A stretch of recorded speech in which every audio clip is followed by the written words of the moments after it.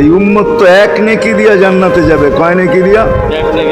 একটা নেকি দিয়া জান্নাতে যাবে এই উম্মত।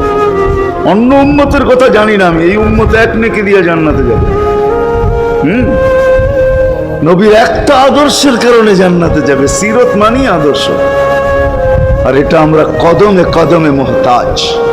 কেননা এই ছোট জীবনটা যদি গ্রহণযোগ্যতা পর্যন্ত পৌঁছাইতে হয় আল্লাহর কাছে, চাই নারী হই, চাই যুবক হই, চাই বৃদ্ধ হই, যেই মানুষই হই না কেন, যেখানেরই হই না কেন, যেই বাসারই হই না কেন, যেই বর্ণেরই হই না কেন, যেই পেশারই হই না কেন, যেই সোসাইটিরই হই না কেন, এই জীবনটাকে যদি গ্রহণযোগ্যতা পর্যন্ত পৌঁছাইতে হয় কার কাছে? দুনিয়া আলাদের কাছে না, মালিকের কাছে, যিনি এক ফোঁটা পানির থেকে অস্তিত্ব দিছেন, যার কাছে আবার আমাদেরকে ফিরা যেতে হবে। পালানোর কোনো সুযোগ নাই। এই জন্যই কোরআন আমাদেরকে বোঝায় আইনাল মাফাত। আল্লাহ বলতেছে কোথায় ভাগবে তুমি, বলো কোথায় ভাগবে? কবির কথাই সত্য, যদিও নাকি পালাও তুমি আকাশেতে লাগিয়ে সিঁড়ি লাগাও, যদি আকাশে চলে যাও তো আল্লাহ বলে তোমার পাগার কোনো সুযোগ নাই। কেননা ইল্লা বি সুলতান, ওইখানেও আমার রাজত্ব, এইখানেও আমার রাজত্ব, ডাইনো আমার রাজত্ব, বামে আগে পিছে উপরে নিচে সর্বত্র আমার রাজত্ব। আমার রাজত্বের বাহিরে যাওয়ার ক্ষমতা তোমাদের নাই। দ্বিতীয় কথা এটো, আইনা আনা মাআকুম আইনা মা কুনতুম, যেখানে যাবে ওইখানে আমি সঙ্গে থাকবো, আমাকে দূর করতে পারবে না। যদি করো তাহলে তুমি থাকবে না, তোমার অস্তিত্বই থাকবে না। কেন আমাদের ভিতরে আল্লাহ নাই বটে, কিন্তু আল্লাহর একটা পাওয়ার আছে যেটাকে রূহ বলে। কুলির রূহ মিন আমরি রব্বি, আল্লাহর একটা পাওয়ার, একটা সিফত, সবচেয়ে শক্তিশালী পাওয়ার যেটা, ওটা আমাদের ভিতরে আল্লাহ ঢুকায় রাখছেন, যেটাকে আমরা রূহ বলি। কোরআনের ভাষায় রূহ বলে, বাংলা ভাষায় আত্মা বলে। যেটাকে আমরা আত্মা বলি ওটা আল্লাহর হুকুম ছাড়া কিছু না। আল্লাহ বলে ওটা মনে করে নাও আমি তোমার ভিতরে আছি, কেন এটা আমারই জিনিস। কুলির রূহ মিন আমরি রব্বি, আমাকে পৃথক করলে আর তুমি থাকবে না। তখন তোমার চক্ষু থাকবে আইন লা তানজুর, তোমার চক্ষু থাকবে দেখবে না। উযুন লা তাসমা, কান থাকবে শুনবে না। লিসান লা তানতিক, জবান থাকবে কিন্তু জিহ্বা থাকবে কিন্তু বলবে না। আকলুন লা তুমাইয়িজ, তোমার মগজ থাকবে ভালো মন্দ বুঝবে না। কলব লা তাতাফাক্কার, দিল থাকবে কিন্তু চিন্তা করার ক্ষমতা তোমার থাকবে না। ইয়াত লা তাফতিশ, হাত থাকবে ধরবে না। রিজল লা তামশি, পাও থাকবে চলবে না। তুমি হবে লাশ। আল্লাহ পর্যন্ত যদি গ্রহণযোগ্যতায় পৌঁছাইতে হয়, ওইখান থেকে বাহির হয়ে গেছি। ভালো তো বাসি, কিন্তু আগেরটুকু জানি না। ও মেরে দোস্ত, শুধু ভালোবাসলে চলবে না। আবু তালেবের চেয়ে বড় ভালোবাসা আপনার আমার ছিল না। সাহাবাদের মতো ভালোবাসা আপনার আর আমার নাই। আছে নাকি? হ্যাঁ, আবু তালেবের মতো ভালোবাসা ছিল। চলেন শর্ট করি। আবু তালেবকে নিজের হাতে আল্লাহ রসুল কবরে রাখছেন।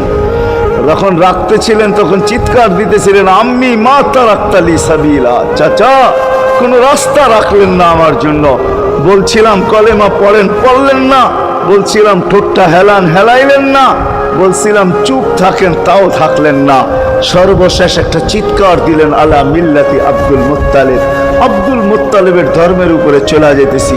এই কথা বলে দুনিয়ার থেকে বিদায় নিলেন। চুপও যদি থাকতেন তো আমার জন্য কোনো সুযোগ হইতো। চাচা, ও চাচা, আমার জন্য কোনো রাস্তা রাখলেন না। ভালোবাসা কাজে দিবে না। এই জন্য চলেন, জীবনটাকে গ্রহণযোগ্যতা পর্যন্ত পৌঁছাইতে হইলে কদমে কদমে মুহাম্মদুর রাসূলুল্লাহর আদর্শ লাগবে, যেটাকে আরবি ভাষায় সিরাত বলে, যেটাকে কেরিয়ার বলে। আল্লাহর রসুলের কেরিয়ার লাগবে, আল্লাহর রসুলের আদর্শ লাগবে, আল্লাহর রসুলের সিরত লাগবে, আল্লাহর রসুলের চরিত্র লাগবে। এই জন্যই আল্লাহ কোরআনে বলছেন, লাকাদ কানা লাকুম ফি রাসূলিল্লাহি উসওয়াতুন হাসানাহ, তোমরা লিমান কানা ইয়ারজুল্লাহ, তোমরা যদি আমাকে পাইতে চাও তাহলে আমার আদর্শ সহজ করছেন, কঠিন করেন নাই। আল্লাহ কঠিন করতে পারতেন, আল্লাহ সহজ করছেন। কেননা আসলে উদ্দেশ্য ছিল আল্লাহকেই মানা, আল্লাহকে মানা উদ্দেশ্য ছিল। কিন্তু আল্লাহকে চোখে দেখা যায় না, মানবে তো মানবে কি করে? আল্লাহর কথা শোনা যায় না, তো আল্লাহকে মানবে তো মানবে কি করে? আল্লাহকে তো দেখা যায় না, আল্লাহকে তো আল্লাহর কথা শোনা যায় না, আল্লাহকে ধ্যান ধারণায় আনা যায় না, কোনো ধ্যান ধারণার ভিতরে আনা যায় না যে আল্লাহর আকৃতি এরকম। আল্লাহকে ধ্যান ধারণায় আনা যায় না, বর্ণনা দিয়া শেষ করা যায় না। আল্লাহর বর্ণনা দিয়ে কেউ শেষ করতে পারবে না। কোরআন বড় কিছু আমাদেরকে বুঝাইছেন, অনেক বুঝাইছেন যে আল্লাহর বর্ণনা দিয়ে শেষ করা যাবে না। আল্লাহ শুধু আল্লাহ না, 99 নাম দেখলেই বোঝা যায় যে আল্লাহকে। আল্লাহ শুধু আল্লাহ না, আল্লাহ 99টা পদের অধিকারী। বিদায় আল্লাহ ধরা ছোঁয়ার বাহিরে আল্লাহ মানুষ প্রশ্ন করতে পারে, আপনাকে মানবো তো মানবো কি কইরা, পাবো তো পাবো কি কইরা? তো আল্লাহ আসান করছেন যে আমার নবীর আদর্শের ভিতরে আমি লুকায়িত আছি। ফুলের ভিতরে যেরকম ঘেরান লুকায়িত থাকে, আমার নবীর আদর্শের ভিতরে আমি লুকায়িত। নবীর আদর্শ মানতে থাকবে, আমাকে পাইতে থাকবে। এই জন্যই রাসূলুল্লাহর আদর্শ দরকার, সিরাত দরকার, কেরিয়ার দরকার। আর কেন আপনি আদর্শ মানবেন না? জীবনটাই তো আপনার জন্য আমার জন্য ছিল, ঠিক না?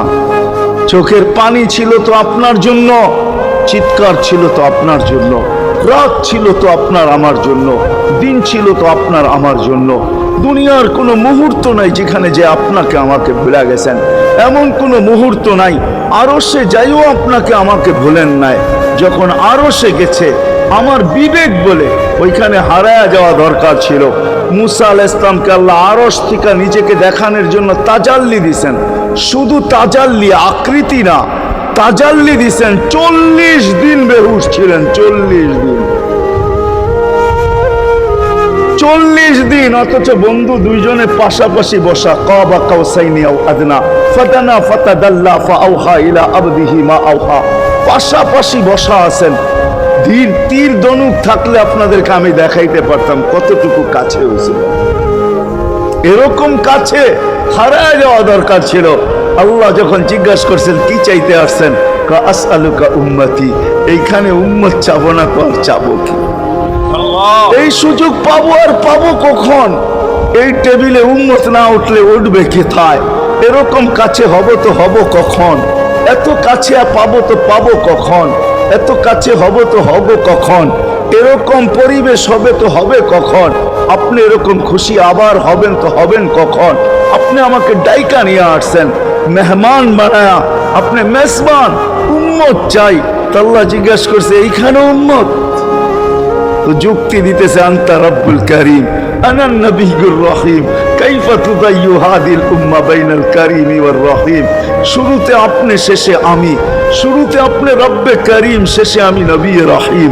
দুইয়ের মাঝে উম্মত জাহান্নামে চলে যাবে। আমি আমার মনকে বুঝাইতে পারবো না, আমি উম্মত চাই। আল্লাহ সান্ত্বনা দিতেছেন, কাসসামতুল কিয়ামাতা কিসমাইন, কিয়ামতকে 2 ভাগে ভাগ করছি। আমি জানি আপনি একাই চিৎকার দিবেন কিয়ামতের মাঠে উম্মতি উম্মতি বইলা, আর কেউ উম্মতকে স্মরণ করবে না। নবীরা তো মাকেও স্মরণ করবে না, বোনকেও স্মরণ করবে না, সবাই নাফসি নাফসি বলবে। আপনি উম্মতি বইলা চিৎকার দিবেন। বিদায় কিয়ামত আপনার আর আমার মাঝে ভাগ, আর কারো মাঝে না। সালতো তা সাফি তো সাফা, ওই দিন আপনি চাইতে থাকবেন, আমি দিতে থাকবো। আপনি সুপারিশ করবেন, আমি মঞ্জুর করতে থাকবো। লা ইউখজিকা ফি উম্মতিক, আপনার উম্মতের ব্যাপারে আপনাকে আমি লজ্জিত করব না। কোরআন আসছে আল্লাহর রাসূলের কাছে, আদ-দুহা ওয়াল লাইলি ইযা সাজা মা ওয়াদ্দাআকা রাব্বুকা ওয়া মা ক্বালা।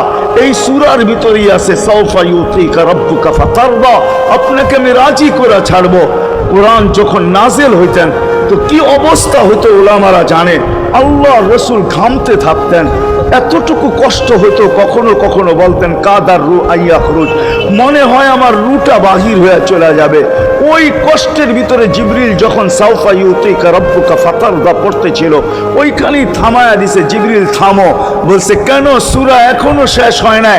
বলছে থামো, আল্লাহ আমাকে রাজি করতে চাইতেছেন, আমি এই মুহূর্তেই আল্লাহর কাছে কিছু চাইতে চাইতেছি। বলছে তোমাকে সাক্ষী রেখা। বলছে কি চাবে? তো চিৎকার দিয়া বলতেছে ইলাহি লান আরদা, ইলাহি লান আরদা হাত্তা ইয়াকুনা ওয়াহিদ মিন উম্মতি ফিন নার। ও মাবুদ, ও এলাহি, ও আল্লাহ, এক উম্মত জাহান্নামে থাকা পর্যন্ত আপনার উপরে রাজি হব না। আল্লাহ, এক উম্মত থাকা পর্যন্ত রাজি হব না। যে আরশে যায় বলে নাই, কিয়ামতের মাঠেও বলবে না। উম্মতি চিৎকার দিবে, হাসান হোসাইন দিবে না।